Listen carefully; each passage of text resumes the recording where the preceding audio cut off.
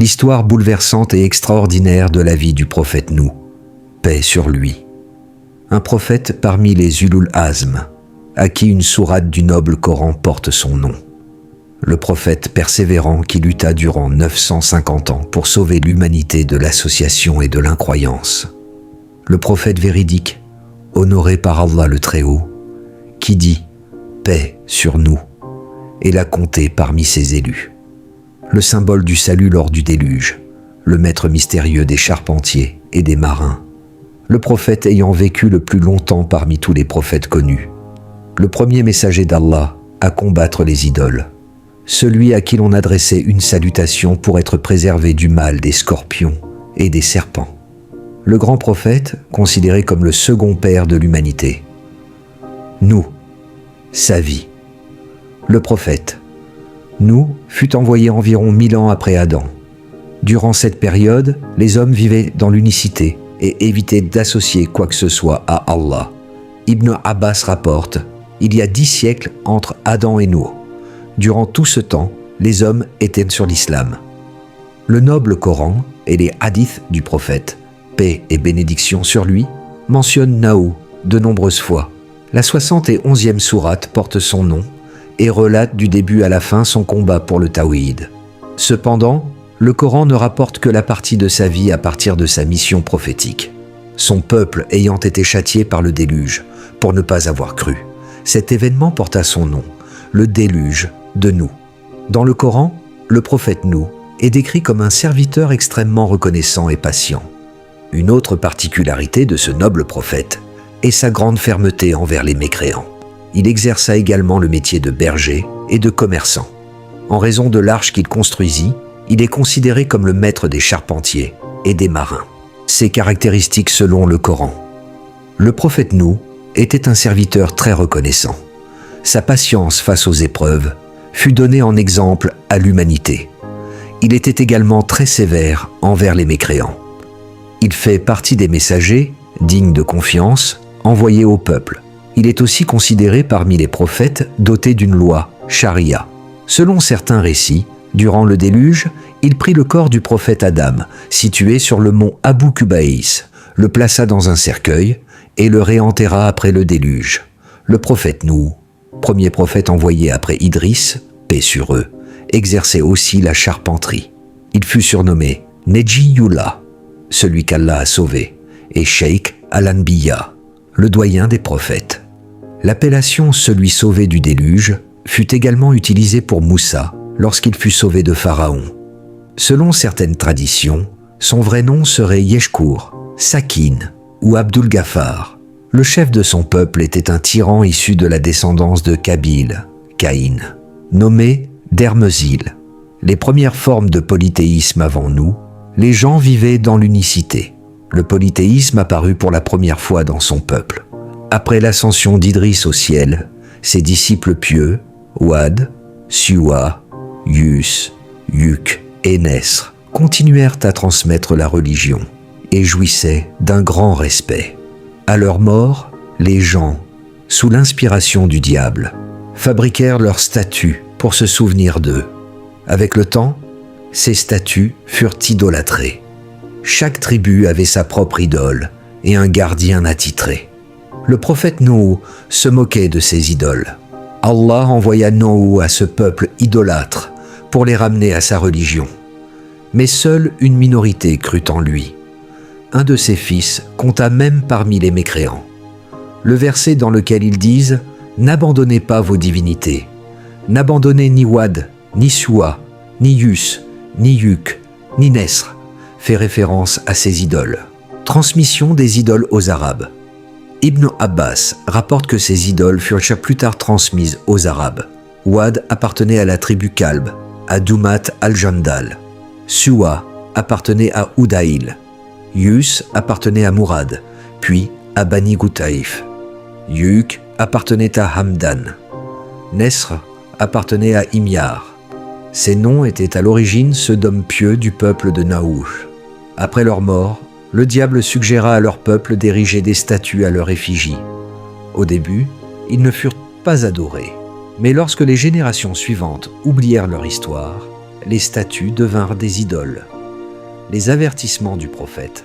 Le prophète, paix et bénédiction sur lui, a dit à propos de ceux qui représentent des êtres vivants: celui qui fabrique une image sera châtié au jour du jugement, jusqu'à ce qu'il insuffle une âme dans ce qu'il a fait, ce qu'il ne pourra jamais faire.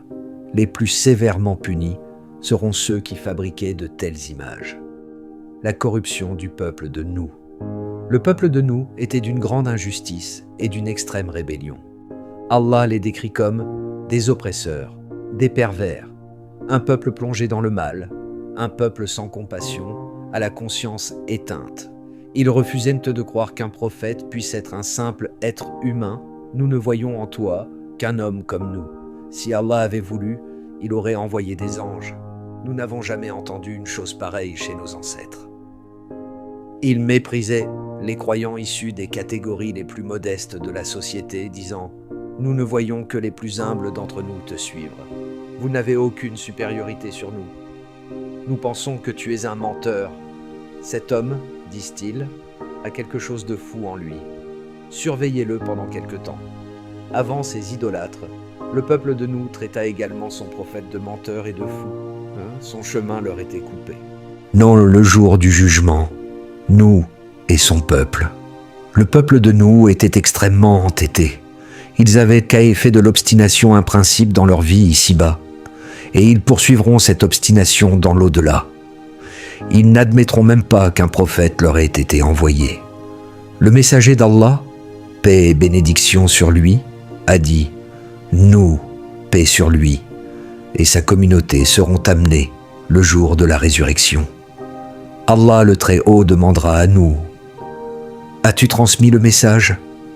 Nous répondra « Oui, Seigneur, je l'ai transmis. » Allah s'adressera ensuite à son peuple. « Nous vous a-t-il transmis le message ?»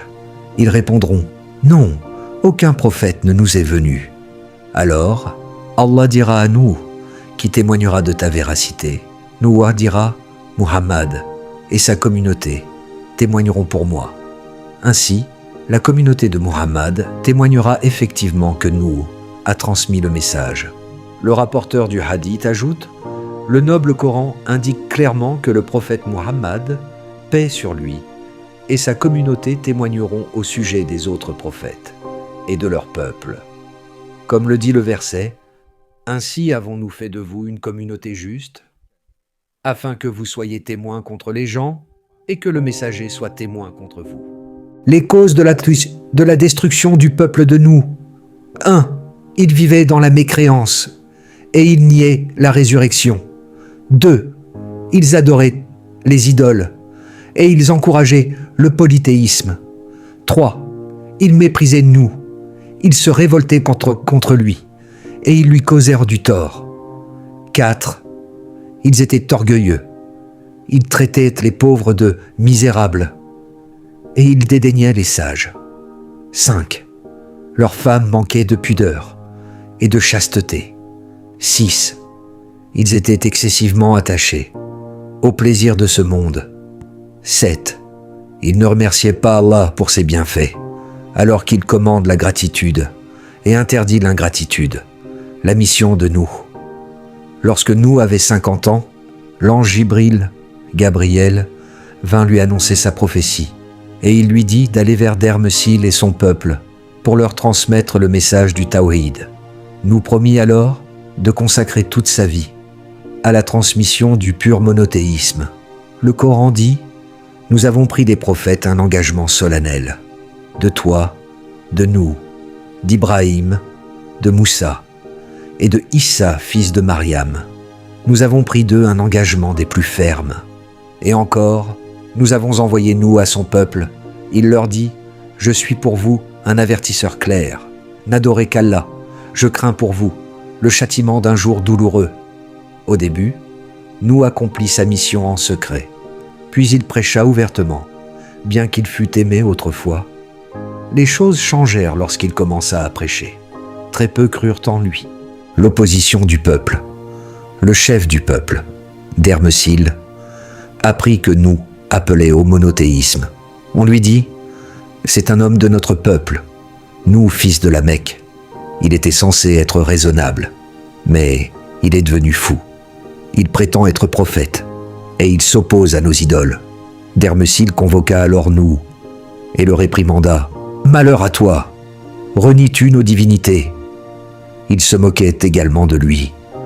Parce que des pauvres l'entouraient, les mécréants disaient « Devons-nous croire en toi ?» alors que ceux qui te suivent sont des gens simples et insignifiants? Mais nous, défendit ces croyants, en disant « Je ne repousserai jamais ceux qui ont cru. Ils rencontreront leur Seigneur. Ô mon peuple, si je les repousse, qui me protégera d'Allah? Ne réfléchissez-vous donc pas ?» À la mort de Dermesil, son fils Nevlain lui succéda, encore plus injuste et tyrannique. Nous continua sa mission. Les gens se moquèrent de lui jetaient de la terre dessus et le frappaient. Ils allèrent jusqu'à l'étrangler, jusqu'à l'inconscience, pensant l'avoir tué. Lorsqu'il reprenait ses esprits, il disait « Oh Allah, pardonne-moi et pardonne à mon peuple, car ils ne savent pas ce qu'ils font. » Il faisait ses ablutions, puis retournait les inviter à la fois. Malgré toutes ses souffrances, il fit preuve d'une immense patience. L'ange Gabriel venait parfois soigner ses blessures. Les polythéistes lui disaient « Malheur à toi, ô nous, malgré nos moqueries et nos insultes, tu n'abandonnes toujours pas ta cause. » Il leur disait « Je ne suis pas fou. Vos ancêtres subissent aujourd'hui le châtiment. Revenez à la raison. » La réponse du prophète nous. Il disait encore « Si vous vous détournez de mon appel, cela ne me portera aucun tort. Je ne crains pas votre mal, car je me confie à Allah. Je ne vous demande aucun salaire. Ma récompense appartient au Seigneur des mondes. Craignez Allah et obéissez-moi. » Mais ils n'écoutèrent pas. Parmi ses enfants, Sam, Ham et Yaphès crurent, mais Canaan refusa la foi. L'invocation de nous pour la destruction de son peuple. Nous dit « Seigneur, j'ai appelé mon peuple, nuit et jour, mais mon appel n'a fait qu'augmenter leur éloignement. Chaque fois que je les invitais pour qu'ils soient pardonnés, ils mettaient leurs doigts dans leurs oreilles, ils se couvraient de leurs vêtements, ils persistaient et s'enflaient d'orgueil. Puis, je les appelais ouvertement, puis, secrètement, je leur dis « Demandez pardon à votre Seigneur, il est grand pardonneur. » Puis il dit « Seigneur, ils m'ont désobéi, ils ont suivi ceux dont la richesse et les enfants n'ont fait qu'augmenter la perte. Ils ont comploté, un immense complot.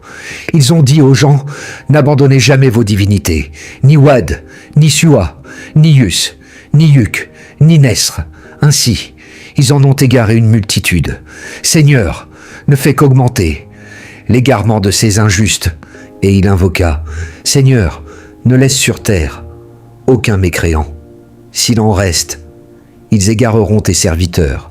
Ils n'engendreront que des pervers et de grands mécréants. » Allah exauça son invocation, comme Nour comprit qu'aucune génération issue de ces gens ne serait croyante. Il demanda un châtiment total. Ibn Ishaq rapporte « Chaque nouvelle génération était pire que la précédente. » Il disait « Cet homme a vécu avec nos pères et nos grands-pères, et aucun d'eux n'a accepté sa parole. Ce n'est qu'un fou. » Allah révéla alors à nous que son peuple serait détruit par le déluge, et que lui et les croyants seraient sauvés. Il lui ordonna de construire une arche. Tandis qu'il la construisait, son peuple se moquait de lui.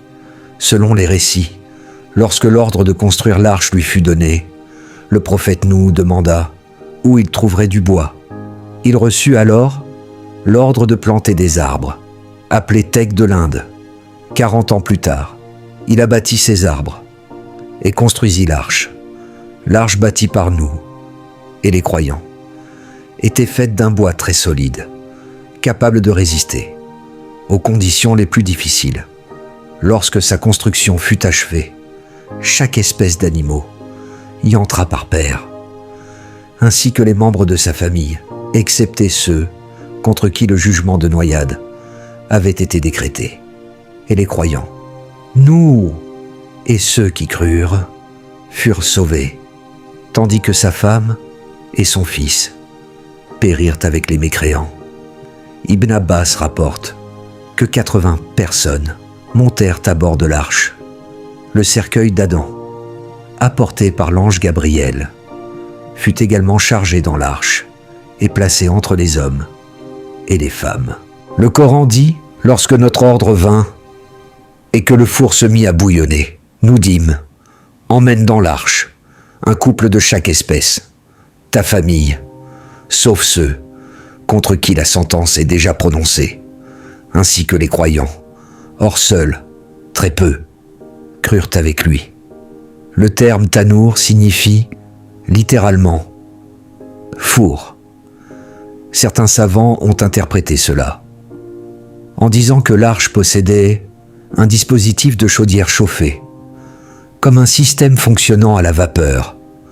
Un autre verset dit « Construis l'arche sous nos yeux et selon notre révélation, lorsque notre ordre viendra et que l'eau jaillira de toutes parts, fais-y monter un couple de chaque espèce, ainsi que ta famille, excepté ceux contre qui la sentence aura déjà été prononcée.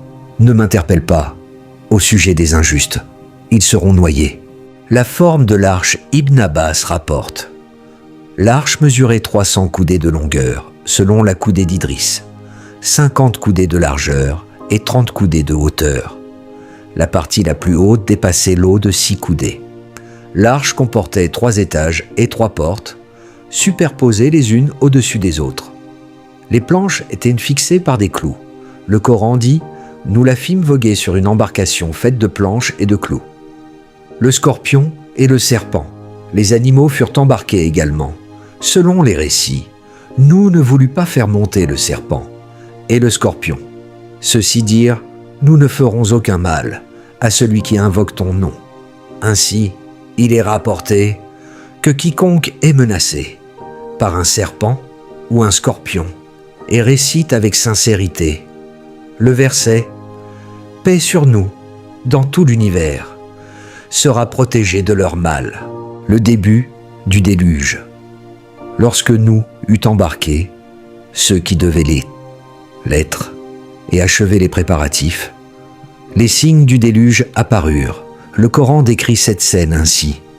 Nous ouvrîmes les portes du ciel avec une pluie torrentielle et nous fîmes jaillir la terre en source. Les deux eaux se rencontrèrent selon un décret irrévocable.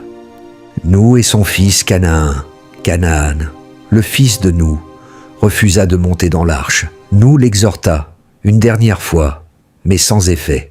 Le Coran raconte, nous cria à son fils, qui était à l'écart, « Ô mon enfant, monte avec nous, et ne sois pas avec les mécréants. » Il répondit, « Je me réfugierai sur une montagne, qui me protégera de l'eau. » Nous dit, « Aujourd'hui, nul ne peut être protégé du décret d'Allah, sauf celui qu'il a mis en sa miséricorde. » Puis une vague les sépara, et il fut parmi les noyés.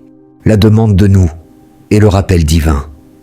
Voyant son fils périr, nous dit, « Seigneur, mon fils fait partie de ma famille, et ta promesse est vérité. Tu es le plus juste des juges. » Allah le rappela à l'ordre. « Ô nous, il ne fait pas partie de ta famille, il a commis un acte mauvais. Ne me demande pas ce dont tu n'as aucune connaissance. Je t'exhorte à ne pas être parmi les ignorants. » Nous reconnut son erreur. « Seigneur, je me réfugie auprès de toi contre le fait de te demander ce que je ne sais pas. Si tu ne me pardonnes pas et ne me fais pas miséricorde, je serai parmi les perdants. » Selon les récits, il pleura tellement à cause de cette faute qu'on le surnomma « Nous, celui qui pleure beaucoup ». La navigation de l'arche. L'arche les emporta au milieu de vagues comme des montagnes, et nous la fîmes voguer sous nos yeux, en récompense pour celui qui avait été démenti. Nous l'avons laissé comme un signe. N'y a-t-il donc personne pour réfléchir? La prière de gratitude de Nouh, avant de monter dans l'arche, Nouh récita l'invocation que Dieu lui avait enseignée. Louange à Allah, qui nous a sauvés du peuple injuste. Seigneur, fais-moi débarquer en un lieu béni. Tu es le meilleur des hôtes. Le déluge commença le premier jour du mois de Rajab. L'arche navigua 6 mois. Puis Allah dit: Ô terre, absorbe ton eau. Ô ciel, cesse. Alors les eaux se retirèrent, et l'arche se posa sur le mont Judi, le 10e jour du mois de Muharram, le jour d'Atchoura. Puis Allah dit: Ô Nouh, descends en paix, accompagné de bénédictions, pour toi et pour les communautés issues de ceux qui t'accompagnent. Il y aura aussi des peuples que nous ferons jouir dans ce monde, puis qui recevront un douloureux châtiment. Après le déluge, nous et les croyants furent sauvés. Le Coran dit: nous sauvâmes Nouh et ceux qui étaient avec lui. Dans l'arche pleine, nous fîmes d'eux des successeurs sur la terre, et nous noyâmes ceux qui avaient traité nos signes de mensonges. On rapporte que l'arche voyagea pendant 6 mois et parcourut toute la terre durant le déluge. La Kaaba construite par Adam fut élevée hors d'atteinte. Après avoir quitté l'arche, nous fonda un village nommé Sémanin, près du mont Judi, situé dans la région de Jazirat ibn Umar, non loin de Tzizré. Selon un autre récit, l'arche resta 150 jours sur l'eau. Elle aurait tourné 40 jours autour de la Kaaba avant de se diriger vers Judi. Les restes de l'arche existeraient encore sur cette montagne, car Allah dit dans le Coran: nous l'avons laissé comme un signe. N'y a-t-il donc personne pour réfléchir? Allah Très-Haut annonce ainsi dans le verset le sort réservé aux injustes à cause de leurs péchés. Ils furent noyés dans l'eau, puis jetés dans le feu. Ils ne trouvèrent pour eux aucun protecteur en dehors d'Allah. Selon une autre exégèse rapportée d'Ibn Abbas et de l'imam Hussein, quiconque, lorsqu'il monte dans un navire, récite la basmala et les versets. Son départ et son arrêt dépendent du nom d'Allah, mon Seigneur est pardonneur et miséricordieux. Et ils n'ont pas estimé Allah à sa juste valeur. Le jour de la résurrection, toute la terre sera sous sa domination, sera protégée de la noyade. Les invocations du prophète lors du voyage, lorsque le messager d'Allah, paix et bénédiction sur lui, entreprenait un voyage.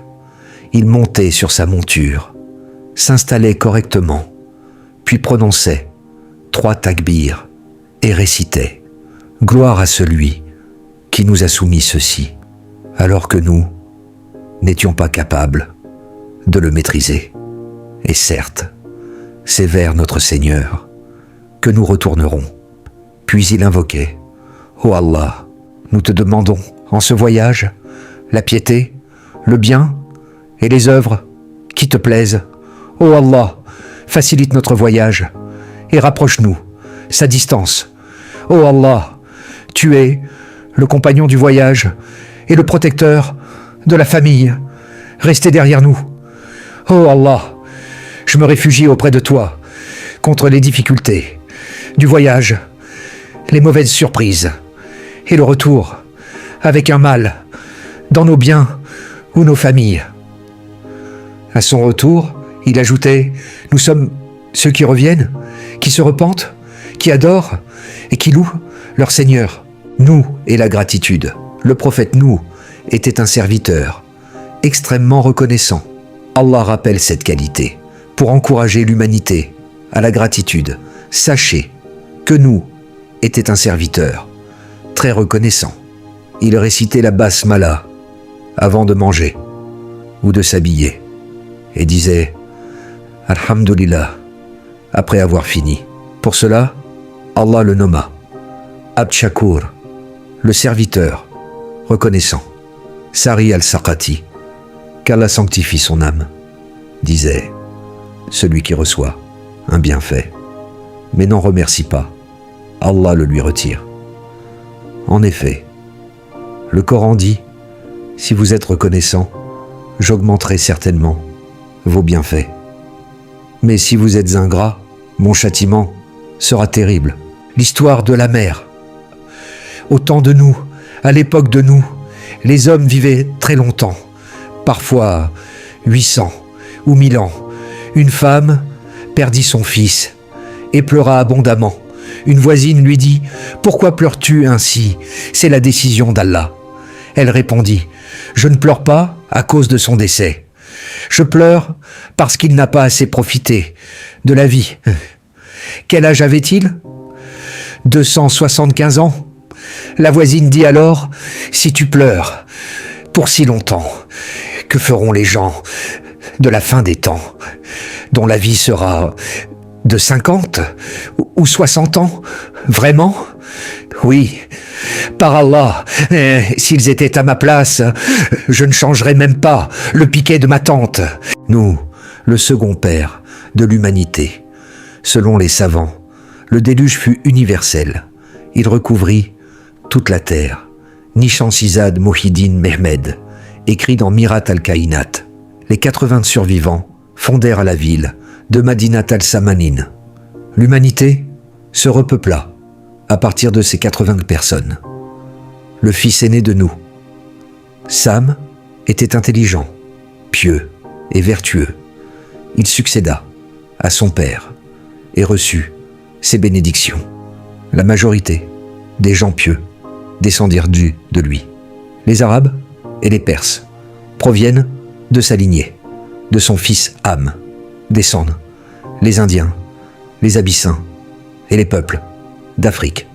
De Japhet descendent les Russes, les Slaves, les Turcs, les Asiatiques et les Amérindiens ayant traversé le détroit de Bering. Avec le temps, les vérités religieuses furent à nouveau oubliées et les hommes se mirent à adorer les étoiles, le soleil et des statues. Pourquoi le Coran rappelle les 950 ans de nous? Selon l'imam Fakhr al-Din ar-Razi, le fait que le Coran mentionne que nous vécut parmi son peuple 950 ans est un réconfort pour le prophète Mohammed. Nous patienta longuement dans l'épreuve, devenant un exemple parfait pour l'humanité. Ibn Abbas rapporte, quand le prophète arriva à Médine, lors de la Hijra, il trouva les Juifs en train de jeûner le jour d'Achoura. Ils dirent « C'est un grand jour, Allah y sauva Moïse et les enfants d'Israël et noya Pharaon. Moïse jeûna ce jour, par gratitude, et nous faisons de même. » Le prophète répondit « Nous sommes plus en droit que vous de suivre Moïse, car nous croyons à ce qu'il a apporté. » Il jeûna alors Achoura avec les croyants.